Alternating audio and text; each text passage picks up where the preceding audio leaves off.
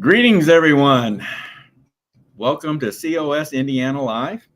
Hope you enjoyed our new intro there. Ken, I think that went very well, didn't it? Yeah, I thought it captures the spirit, and Yeah. just to kick off a different intro. We're always trying to change things and make it better. So thanks to Ken. 50th broadcast, Dale. We had to have something to kick off new. Yeah, that's right. That's right. Well, of course, Ken Kashuba is my co-host. Ken's our state communications coordinator, and Ken will be monitoring, in addition to being co-host, he'll be monitoring any comments or questions that our viewers may have tonight. So if you're viewing through Facebook or our YouTube channel, feel free to submit a question or a comment through the chat section, and we'll be looking out for it. Ken will call it to our attention as he sees them. So Ken, we always try to kind of keep track of this number. We're at broadcast number 247 here tonight, and you've been on board for 110 of those. So, wow, yeah, hard to believe, huh? Yeah, it is. We're looking to do maybe a little celebration when we hit the 250. That'll be on the roundtable on June 24th. So keep clipping along there. So Ken, how about telling us a little bit about that QR code up there in the corner? Let everybody know about that. Sure, that's our subscription QR code, which allows you to subscribe to COS Indiana Live. A lot of things are developing for that subscription. A lot of key series and video recordings and other types of information that will be available to subscribers. And so we encourage you to use your smartphone and get hooked up to the subscription base. You can also, I will also put up a URL in the chat for those that maybe can't use a QR code, but sign in, put your name and your email address in, and you're all hooked in. We look forward to having you join our subscription base. All right. Good deal. Well, Ken, let's bring up something that we've been looking at every week here because it's a priority, and it should be a priority, and that's the national debt. So we have been, this is one, give a full screen there. This is one of the pillars of our COS resolution calling for a convention of states, and that's to address the national debt. And Ken, we are closing in every minute, closing in on the $35 trillion mark. It's unbelievable, and we'll be focusing more and more on this as time goes on. But it's just something that I want us to keep aware of, and we'll be talking much more about this. So I think, Ken, we timed it, didn't $1 million every 30 seconds or something like that? Every 35 seconds. Yeah, it's a real runaway train, Dale. It is. It sure is. It definitely is. All right. Well, first thing I want to do tonight is we have a little soapbox, another soapbox for you tonight, and this is me again. I'm getting into this soapbox stuff, Ken. Things that catch my attention. I'm really I've decided that I'm going to speak out some more about these things. So yeah, I think you put that soapbox in your garage and you're not letting anybody else have it lately, Dale. So come on. That's true. I am, yeah. But what's been on my mind here for some weeks, and it's the in my mind, it's the forces that are beginning to become clear in my mind, forces that are working to try and tear down our country, and for the ultimate goal, I think, of global control. But so I think last time I got on the soapbox, I talked about migration or immigration, And this time I'm going to talk about Marxism. I think it's definitely a force that's being used against us in this country. So let me go ahead and play this, Ken, and we'll come back and get our first guest in line here. Okay? Good. Sounds good.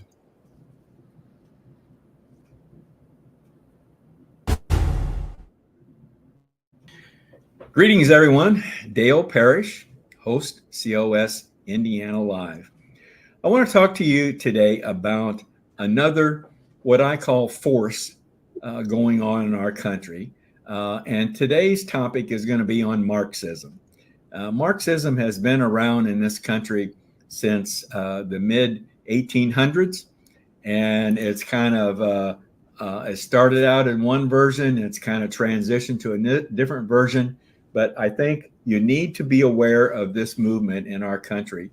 I call it a force because it's one of those forces working on taking down our country. But today I want to recommend two great books to you and also another Epic TV documentary. The first book that I want to recommend to you is a Mark Levin book called American Marxism. Now, this book has been out for a while, and as with any Mark Levin publication, it's heavily researched, and the footnotes and are just unbelievable that how he does all this. But anyway, it's a great book, and it traces Marxism from its very beginning. So I highly recommend this book to you. Now, another great book that I've come across regarding Marxism is a more recent publication, and this is called Next Gen Marxism, or in other words, Next Generation Marxism. And this is a book written by Mike Gonzalez and Catherine Gorka.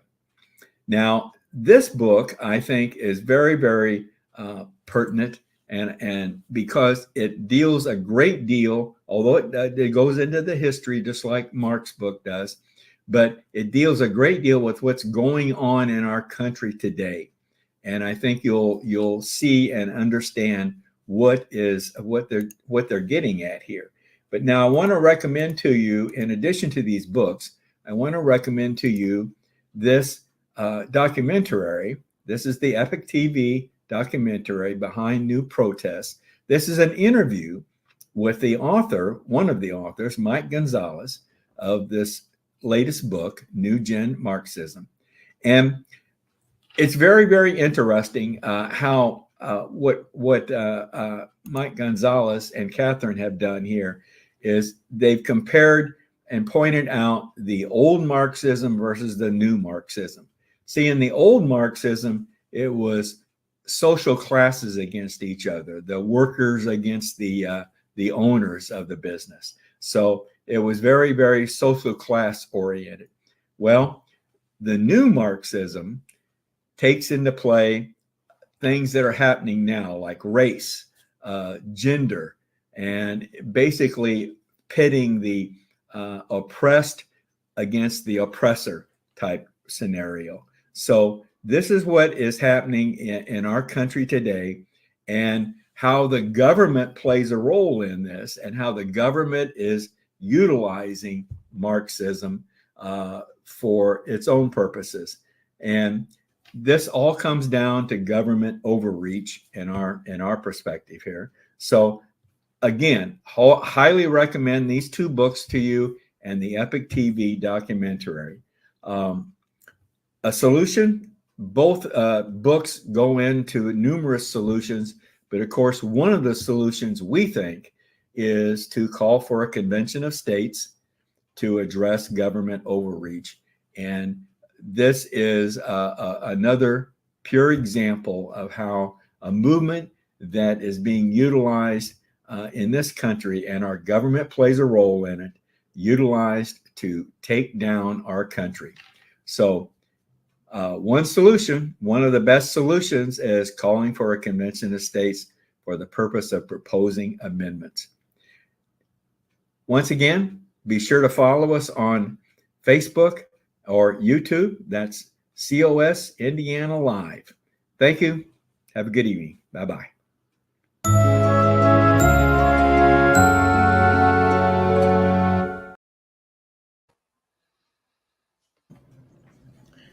Well, there's another soapbox in the books here. So, Dale? Already working on another one. So we'll see what happens. Well, Ken, let's get to our first guest this evening, and that's going to be Gary Harbaugh and Charlie Myers. Let's bring them on here and welcome them. Hello, Gary. Hello, Charlie. You guys, Gary, unmute yourself. I got you muted. There you go. All right.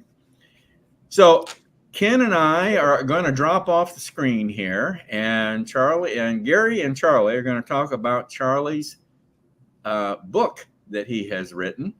And so we'll, without further ado, we'll turn this over to the two of them and see what kind of trouble they can get us into. So, all right. And now Ken will pop in if we get a comment or a question. Ken will pop in and let you know he's got something. All right. All right. Here Sounds good. Well, Charlie, thanks for coming on and to talk about your book. I have my copy right here. And thank you, Gary. We'd like to dive into this, and your work background certainly relates to, your writing of this book. Tell us a little about that work background so that people get to know you. Well, I've been obsessed with story my whole life, which just led to filmmaking, which then led to working in advertising, where you completely, misuse and abuse storytelling to just hawk lies for a living, So you can make some really good stuff in that industry, but it's mostly just misleading the public to just sell them things. And so that continuation of studying story going into kind of the dark side really you learn quickly just the power of story and how most people just kind of they kind of take it for granted. It's like stories are just for entertainment, right? No, stories are what completely make your mind up. In the same way that your body is what you eat, stories create your mind and your worldview. And, the powers that be understand that. And whereas most people just kind of don't really think about it much. So that's kind of the goal of the book, is to get people to really understand the power of media. Okay, so you worked in Hollywood and you worked in advertising, and so you saw this from kind of the other side of the camera, the storytelling that was involved, right? Yeah, it is very important to. I think media literacy is something that is completely absent from education, but you could claim that that's on purpose, but the reality is that people really need to understand that everything that they consume by way of a device or whatever is mediated. All that means is that it goes through a filter and it's shifted one way or the other, but it's important to understand that everything is mediated. Therefore, I mean, even the people on the other side, the people creating it, are highly susceptible to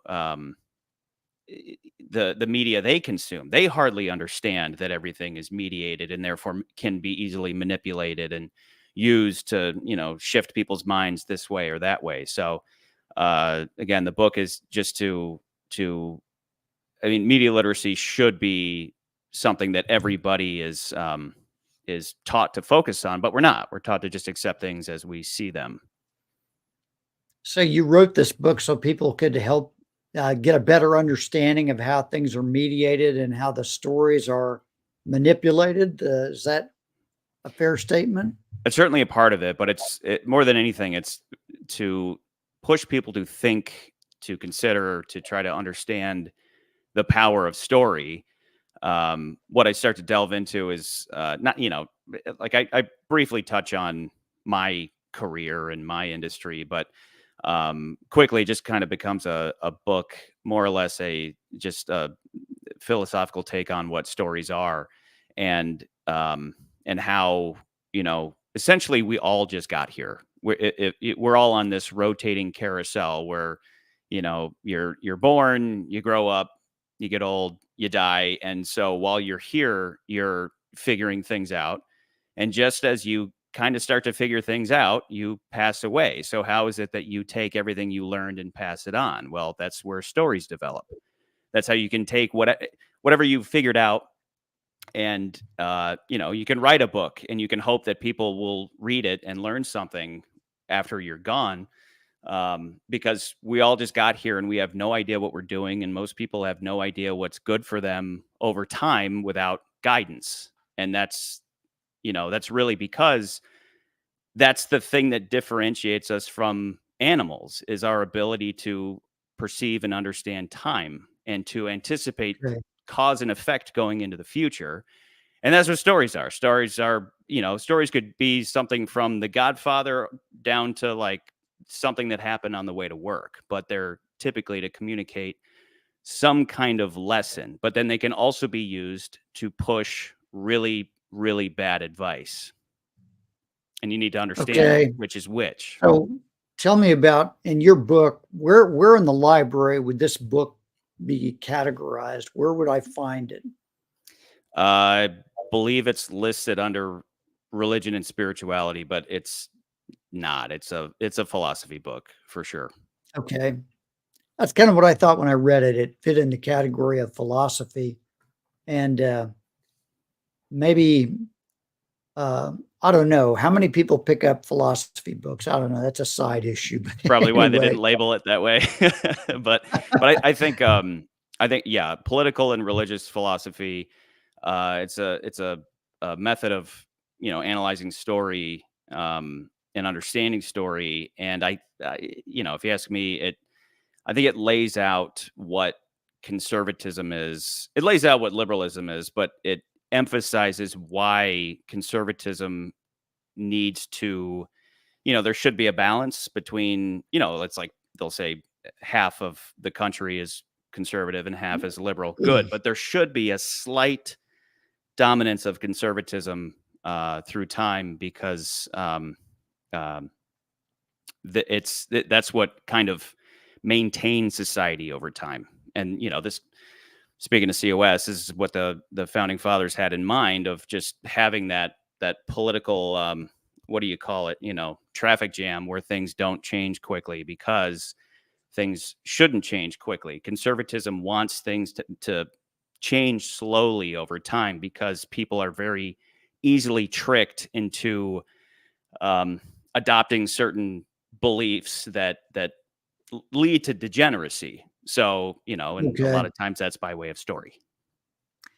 So convention estates, really, in many ways, we spread our message through stories.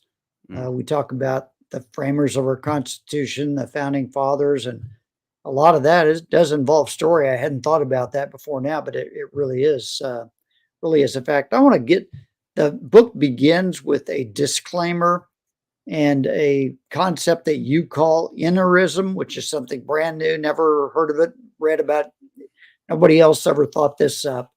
Tell us a little bit about innerism and what that means, and how that disclaimer, why you put that in there.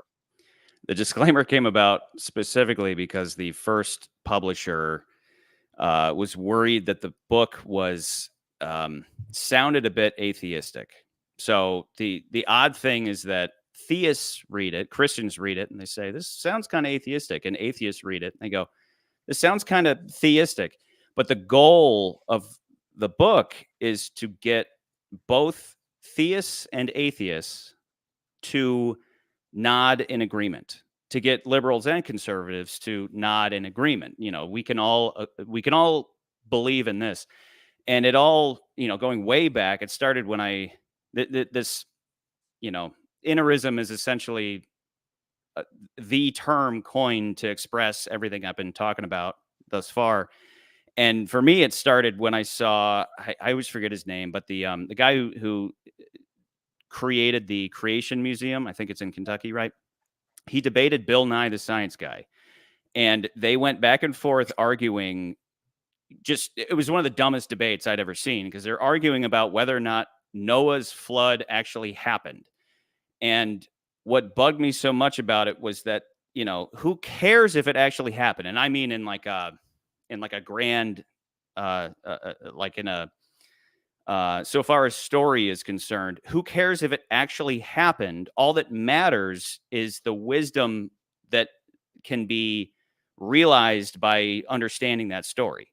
And then fast forward to COVID hits, and what is Noah's Ark? It's a story about, hey, there's total destruction is coming. We need to prepare. Noah prepares, he survives, everybody else dies. Somebody could say, well, God isn't real, therefore the Bible is stupid, I'm not going to read it. They don't read that story, and then they don't prepare for the floods in life. Something like COVID hits, they're not prepared financially or whatever, and they perish.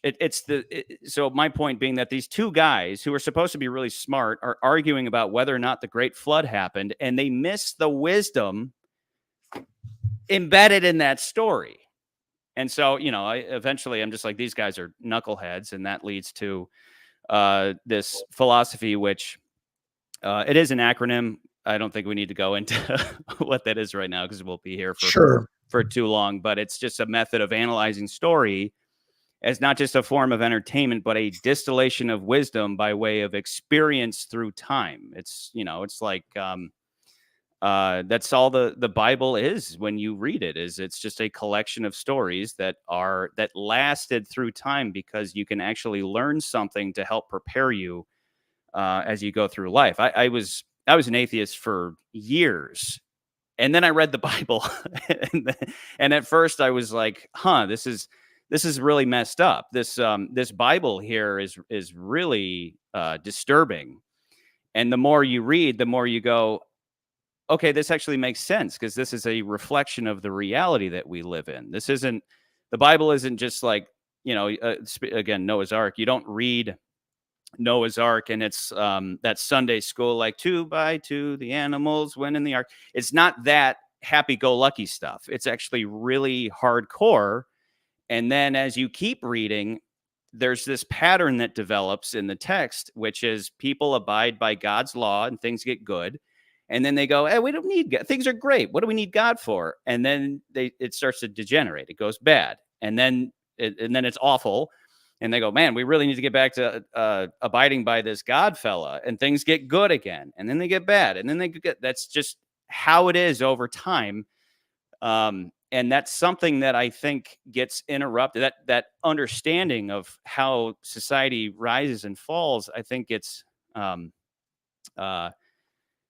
I think people stop listening to each other when you start talking about the magical man in the sky. And the book says, please, Christians, and atheists, let's approach this intellectually and try to come to an understanding that these stories are trying to prepare us for hard times. And we're all arguing about whether or not objectively God exists.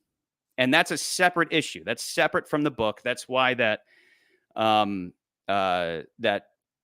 disclaimer is in there, to tell Christians, hey, this isn't about, I can't write something that's going to prove that God exists or disprove, but I can prove to you that abiding by God's law is abiding by this eternal law that exists through time, cause and effect. So the wisdom of these stories, in effect, gives them validation, and we can all read the story and profit by reading it and understanding it, whether we believe, in God or not. Is that what? Yeah. Is that okay? Yeah. So I mean, even breaking down what stories are, I write out a short little equation in the book. The story equals the order falling to chaos and chaos rising to order, repeated infinitely through time, equals life. So essentially saying story is life. Life is a story. Life is a beginning, middle, and an end that is characterized by, and again, going back to story, stories are always the same. And, take a a typical 3-act structure, it's, hey, here's order, here's life as it is just normally. And then, there's always that in movies, it's like page 12, 13, 14 of a script, which is minute 12. So there's some incident that happens and that the whole story suddenly falls to chaos. And then you have act 2. And then by act 3, everything returns to order. So just order to chaos, back to order. And that's a story, but that is then repeated throughout my life, your life, the life of the country, the life of, the species. And then from there, it delves into how that's that is reality. That is the world that God created. And then enter progressivism, which progressivism preaches that life doesn't have to be that way. It doesn't have to be suffering. There doesn't have to be any sacrifice in life. And by giving into the temptation of that idealized reality, that's how you trick people into subverting going back to what Dale was saying. These forces that are trying to take down the country, they understand this. They push progressivism, which is, bright and shiny and hope for a better world, but it's a lie to trick you into giving up your power to, people who don't care for you much. Charlie, you said that progressivism is an idealistic lie that produces weakness and enslavement. Tell me more about that. Is that a direct line from the book? I'm just curious. Pretty close. Okay. I edited it down a little bit, but you did describe it as an idealistic lie, and it produces, like, if people believe those lies, they become enslaved and weak. Yeah, I think so again, the illusion of progress is tempting because it's a tendency on the part of the youth to believe that they're the cutting edge, that they're special, that essentially, existence is like this. It's always getting better. It's always getting better. Where in reality, as already laid out, it's this. It's, it's a history just repeats over and over and over. It's not things are always getting better. It's just chaos and order through time. So they want to believe that there is this progression of human nature, but there isn't. We're the same human beings that we were back living in caves. We just, essentially progress of human nature isn't real. Technological progress is very real. We see it every day, but this tricks people into thinking that there is actual progress of human nature. There isn't. You could teach an entire generation to not, to not steal. And then that generation will die off and you'll have to teach the next generation how to do that. There's no permanent progress of human nature. So it's a lie that essentially leads to infantilization of subsequent generations by tricking them into believing that there's no such thing as, or there's no necessity to sacrifice. So okay. When it comes to sacrifice, I believe that to be the central purpose, the central tenet of religion is to instill a sense of humility and therefore sacrifice into the masses. Without that, people have a tendency to fall victim to narcissism. They start worshiping the wrong higher power, because if you're not worshiping God, you tend to worship Big Brother. You tend to worship the state, the other higher power. So, and they, typically that comes by way of, again, you don't need to sacrifice. You take any tenet of progressivism, and it's always about having everything both ways. It's about having your cake and eating it too. So, great example of that is what you guys just pulled up. Every week on this show, Dale brings up the national debt clock, which is a perfect example of having everything both ways. I want to run up the bill and never have to pay for it. And seriously, like, you could name anything, any progressive tenet, and it's all about having everything both ways. So, as opposed to reality, in reality, suffering, sacrifice, these things are necessary. You can't achieve anything without suffering first. You can't, even take something as simple as, you have to pound steel to what's the term, to properly develop it. I don't know much. I just know you have to pound steel to get it into the form that you want it to be. But and by rejecting this reality, you essentially end up infantilizing everybody. And this is where COS comes in, because here at COS, we believe in self-governance as the founders intended. But as time goes on, people are tricked into giving more and more power to Big Brother, because they tend to believe that Big Brother loves and cares for them, when really Big Brother just cares about himself. And so the federal government continues to grow and grow and grow over time. This only ever leads to tyranny and genocide, as it has throughout history. And so, again, at COS, we want to push everybody, educate yourself, and we'll abide by self-governance. But a lot of people want to give up that responsibility and only live by the rights that the government is supposed to protect. And again, therefore, have everything both ways. I want to have all the rights in the world with none of the responsibilities. Meanwhile, the federal Leviathan continues to grow, and we're trying to fight back with COS. This has been excellent, guys. I want to put in a quick plug for the part 2 of the book. Deals with cause and effect, and really some excellent chapters in there that Charlie delves into some topics that are Let me get the book up there so everybody can see it. Encourage people to read the book. Do you guys have a link to the book we can throw in the description? No, not We can probably figure out how to do that. I'll be sure to. I don't know if we can do it on the fly. I can send you guys that link. Well, this has been really good. I love this thing about stories being a way to pass on knowledge. That's very interesting, Charlie. I like that concept. That's what we're doing. That's all podcasting is, passing on wisdom. All right, guys. Hey, thank you very much. Thank you. We got to do more of this. Good job, Gary. Good job. Thanks a lot, guys. Thank you. Yep. All right, Ken, let's move on. We got another segment of Meet the Founders that Larry Hudson has been doing. If you all recall, we played Larry's Meet the Founders episode on Thomas Jefferson. We played part 1 on the Roundtable pre-recorded program that we did on May 27th.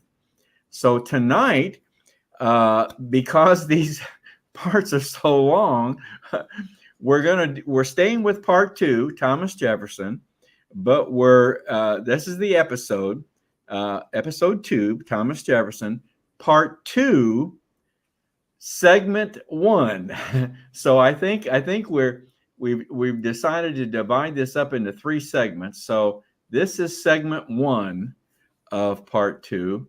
Where Larry and I are talking about Thomas Jefferson. So that's what we're going to go to now, and we'll be back shortly, folks.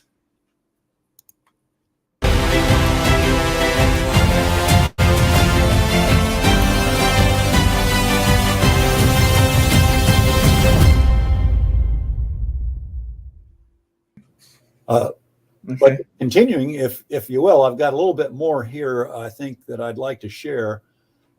Martha and Thomas shared an interest in horseback riding, literature, and music. And it was interesting. I read where she was quoted as saying that it was her love of music that actually attracted her to Jefferson.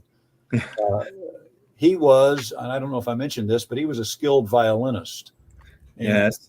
He played for the lieutenant governor of Virginia on a number of occasions and became quite well known for his skills as a violinist. And she apparently was invited to something that he was a part of, and she heard him play, and that began their courtship.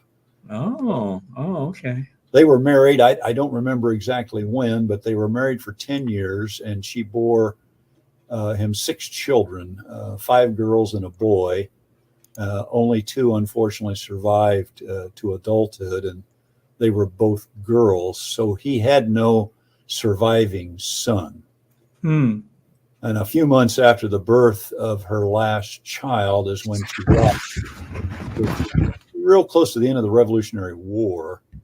And evidently on her deathbed, she died in childbirth, actually. He promised her that he would never remarry, and he didn't.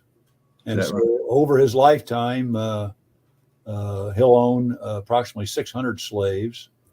And this will become the biggest moral and philosophical problem that he's faced with of his life, actually. And his participation in slavery remains, controversial even today. Right. Especially, yeah, I found out that even though he owned 600 slaves, he's said to have only ever freed 7, and that during his life. And after his death, the rest of his slaves were sold off to pay off his estate debts.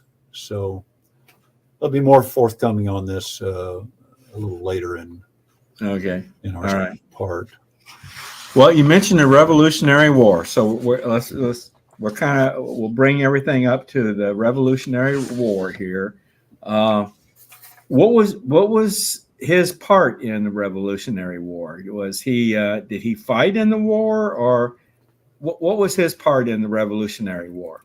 Well, he wasn't a combatant, Dale. He spent most of the war in the Continental Congress as a representative from Virginia, about half of that time. A year or so prior to writing the Declaration of Independence, he wrote a paper that was entitled "A Summary View of the Rights of British America." And it was a pamphlet. And he outlined a set of grievances that the colonists had against the crown. And it wound up providing legal, historical, and political analysis of what he considered to be the rights of the English colonies here in America. And in that pamphlet, he accused the crown of ignoring and abusing those rights. And it, in essence, brought him much attention, gained him some attention and fame. And it aroused considerable angst in the royal court, I guess, and it greatly awakened the colonists in America of what was transpiring. So by, I think it was 1775, American blood had been shed at Lexington and Concord, and soon we've had the British in Boston. And so in 1776, I think in June, the Continental Congress drafted a resolution calling for complete separation from Great Britain. They formed a special committee that consisted of Benjamin Franklin, John Adams, Roger Sherman, Robert Lansing, and Thomas Jefferson. Well, we recognize, I think, 3 of those names. The other 2, hopefully, we'll cover at a later date. Okay. But they were appointed to write a formal Declaration of Independence from Great Britain. And Jefferson, I have an interesting quote here. Jefferson apparently proposed that Adams write the initial draft. And in a book that I read, a biography of Adams, apparently John Adams reportedly said, and I quote here, "Jefferson proposed to me to make the draft, and I said, I will not. You should do it." And then Jefferson responded, "Oh, no? Why will you not? You ought to do it." And then Adams said, "I will not." And then Jefferson asked, "Well, why not?" So then Adams said, "Reasons enough." And Jefferson responded, "Well, what can be your reasons, sir?" And Adams then said, "Reason first, you're a Virginian, and a Virginian ought to appear at the head of this business. Reason second, I'm obnoxious, suspected, and unpopular. You're very much otherwise. And reason third, you can write 10 times better than I can."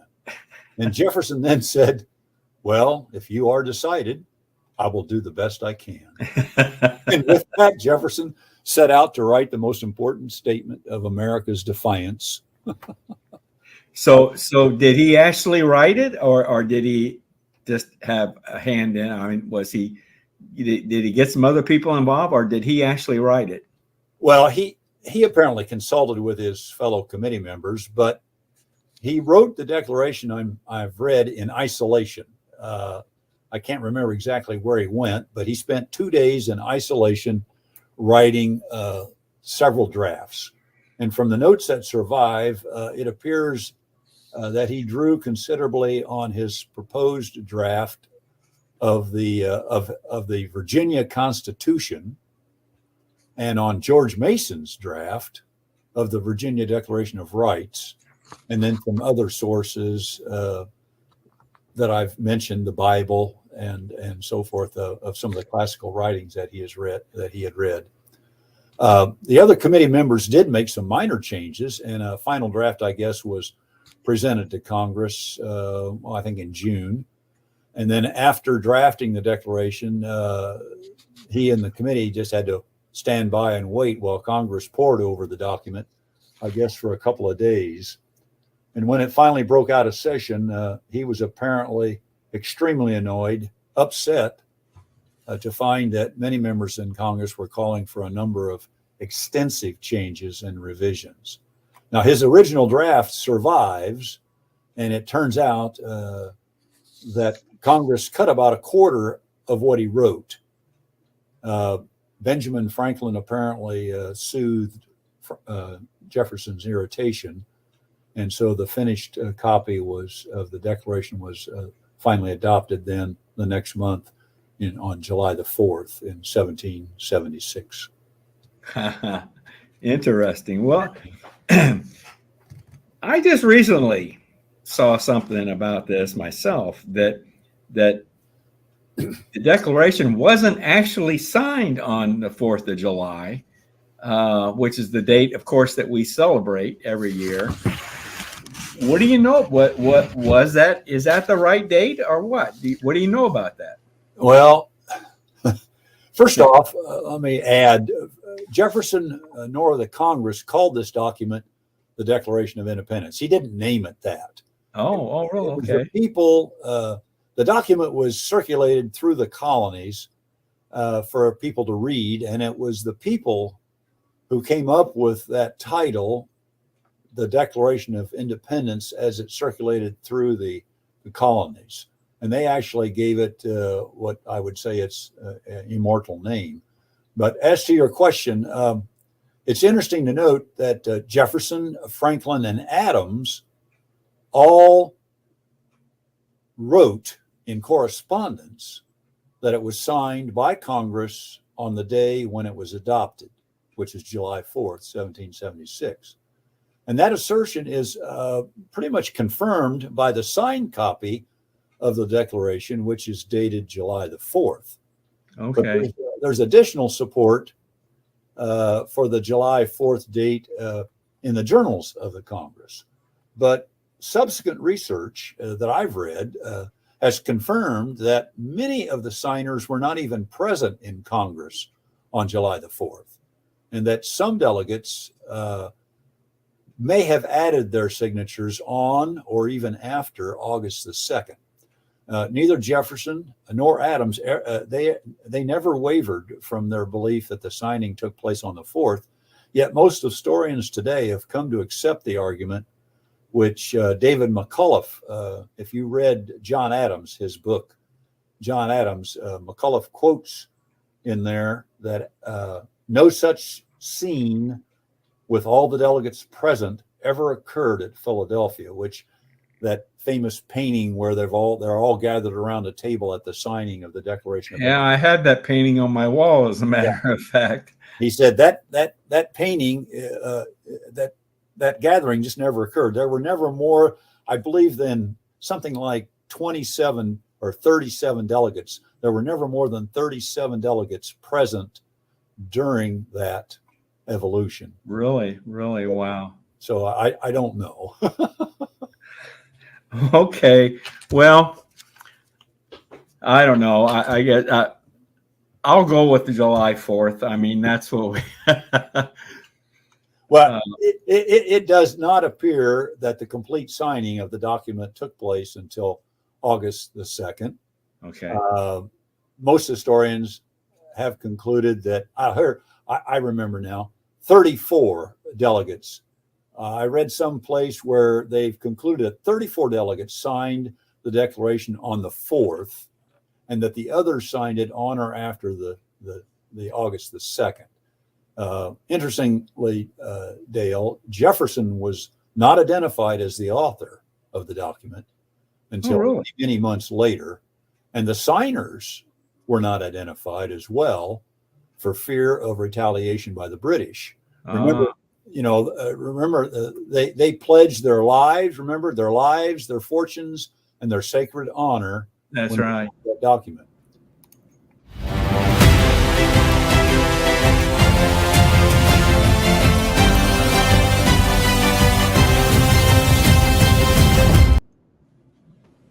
All right. Well, that was episode 2, part 2, segment 1. So we'll be formulating segment 2 here very soon, and we'll have that for you on a future broadcast. So, a lot of good stuff in there. A lot of good stuff. I tell you, Larry is just, you got to hand it to him, man. He has really researched this. There's so much information. It's hard to get it into a concise period of time. So, well, okay. We want to bring to you a video that has been distributed by our leader, Mark Meckler, regarding the Trump trial verdict. And we think it's very important. And when we want to play this for you, it's gone out to all the COS people. And so we're spreading the word here. And I think hopefully you all are concerned about this verdict or the process that took place.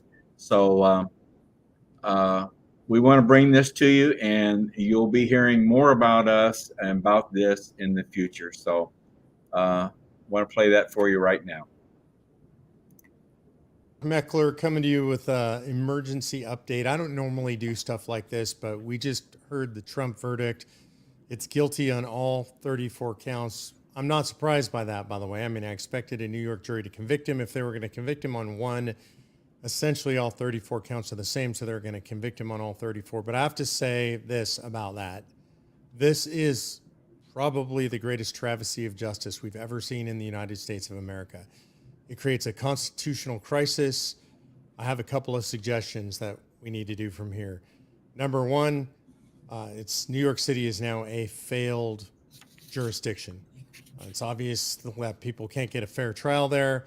It's all political. This is now essentially just like a communist state or whatever you want to call it, a banana republic city. My suggestion, only half facetiously, is we should put walls up around the city, blockade the bridges, and kick them out of the United States of America. This is not what America looks like, and it's not going to work if this is the way we're going to do things. Suggestion number 2, and this is wholly intentionally inflammatory, but it's realistic. It's what I think we need to do. These are the new rules. We didn't make them, but we live in them. If they can do it to Trump, they can do it to me, they can do it to you, they can do it to all of us. We've seen what they've done with the J6ers. We've seen what they've been doing with weaponizing the FBI. I know personally what they did, weaponizing the IRS against the Tea Party movement. This is the world we live in, and we're going to have to learn to play by these rules.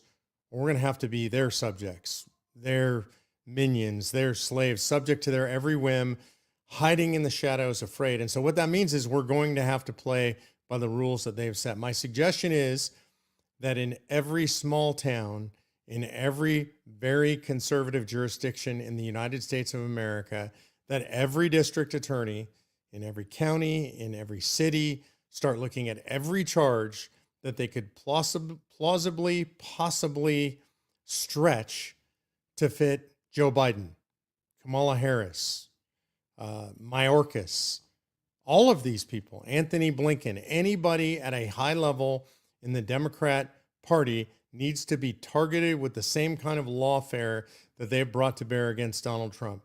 The juries have to be impaneled. The juries will be made up of nothing but conservative people, very conservative people in very red states to rule on the most brutal charges we can possibly bring against all of these people. If we ever want to get back to a level playing field, if we ever want to get back to the place where actual justice is done in our courts, where district attorneys don't abuse their power, where judges don't abuse their power, where juries don't abuse their power, then there is going to have to be a price to pay for all of this. We cannot walk away and say simply, well, we'll be the good guys and they can do this stuff. We can't count on Trump to do this by himself. Look, I think Trump will ultimately be vindicated on appeal at some point, some way. That wasn't the purpose here. The purpose here was to call him a convicted felon. They think this is going to help them win the election. It's not. But we have to fight fire with fire. And so that's my take. I don't normally do hot takes because I like to think about this stuff, but it's a hot take that I've been thinking about for a long time. And any Republican who gets elected better be ready and willing and able to use the law to the full extent of the law to prosecute any and every public Democrat that they possibly can, using the same sorts of methods that this judge used, that this prosecutor used, and that this jury used to come to a conclusion. Because if we don't fight fire with fire, we're going to lose. And there's way too much at stake for us to lose. I'd rather it weren't this way. I would much rather that we could fight fairly in a court of law. I would much rather the prosecutors didn't abuse their power. I'd much rather that we didn't have judges like this who so clearly abuse their power. I'd much rather that we have juries that were rational and reasonable and not operating out of their hatred for a particular defendant. But that's not the world we live in. The world we live in is one where Democrats abuse the law in every possible way they can. I want us to stay legal, but I want us to fight ferociously and fight hard and use the tools and the tricks that the left is using against the right now. Remember this. This is the most important thing you can remember. It's not about President Trump. President Trump is merely the point of the spear. He says it regularly. They're not just after him. They're after us. They're after you. They're after me. They're after all of us. Every conservative in the country, everybody that disagrees with the Marxists, the communists, the anti-Americans, the haters, the baby killers, all these people, they hate you and me.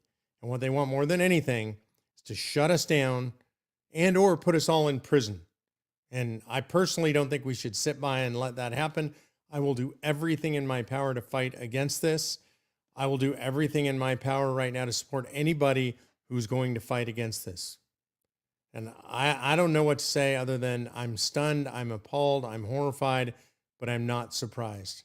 And at this point in time, all I can say is God bless America, because frankly, without God in the picture, I'm not sure what else is going to save us. God bless America, and don't give up the fight. Well, I think Mark pretty much on point.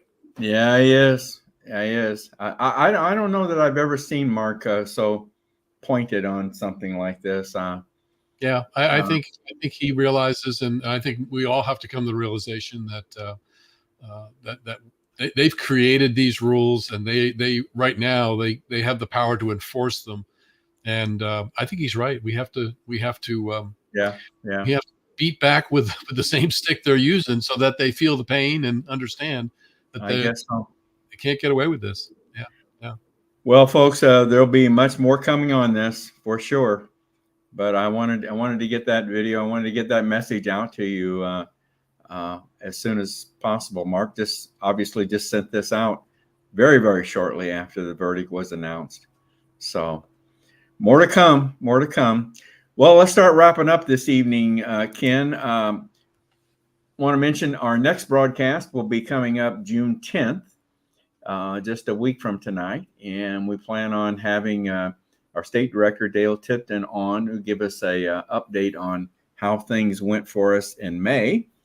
And also, we're going to have Debbie Stewart on. And I don't know what Debbie's going to talk about right now, but you can bet it's going to be very interesting.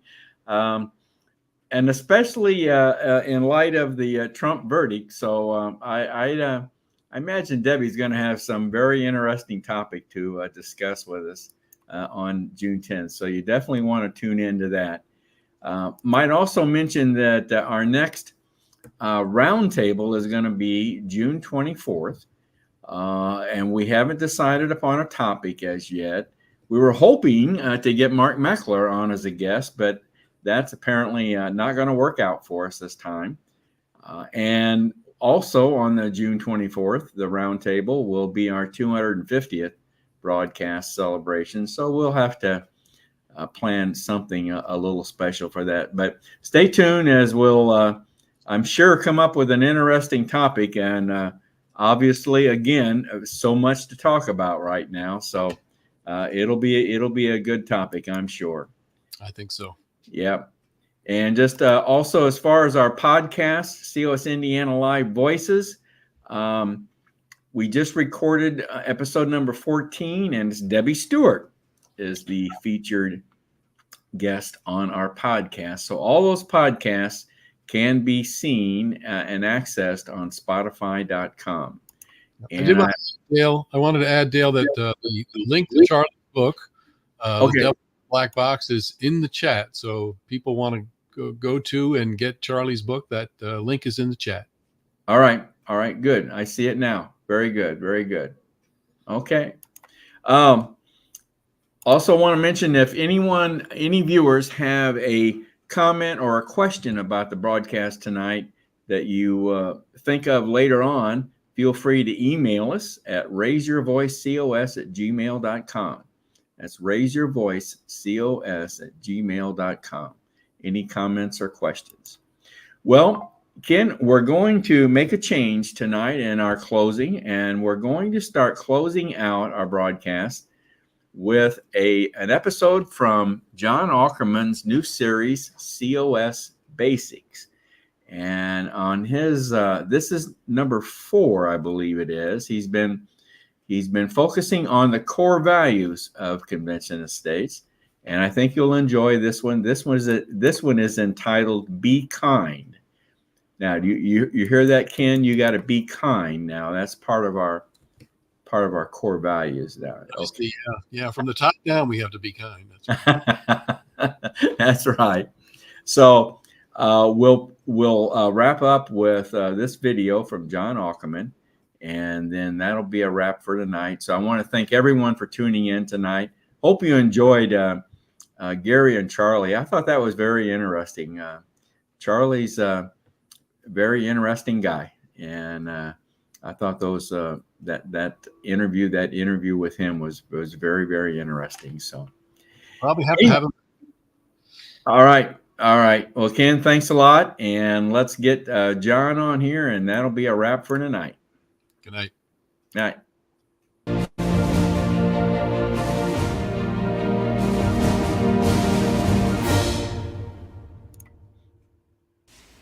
John Ackerman for Convention of States, Indiana.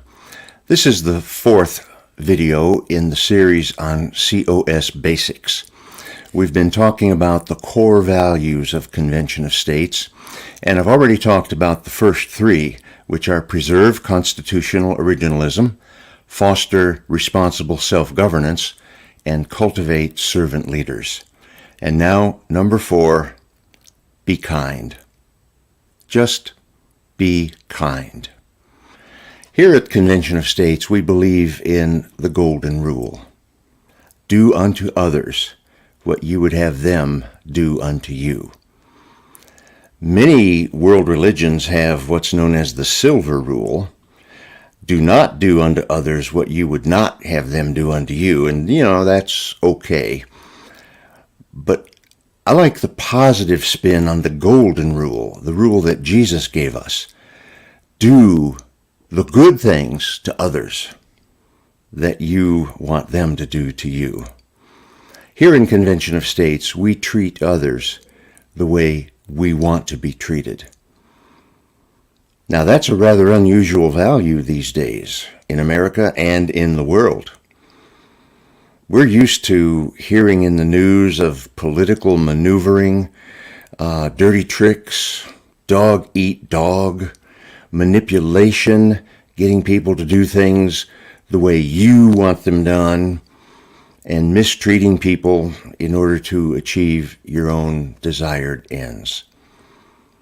But here in Convention of States, we seek to have positive interactions with others, while at the same time we strive to be professional, respectful, and speak the truth boldly and with love. I was in a youth ministry one time where we had one rule. The only rule was to treat everyone as a child of God. The subtext of that rule was, no one has the right to treat anyone else as if they do not matter. Treat every person as a child of God. And here in COS, we boil it down to two words: be kind.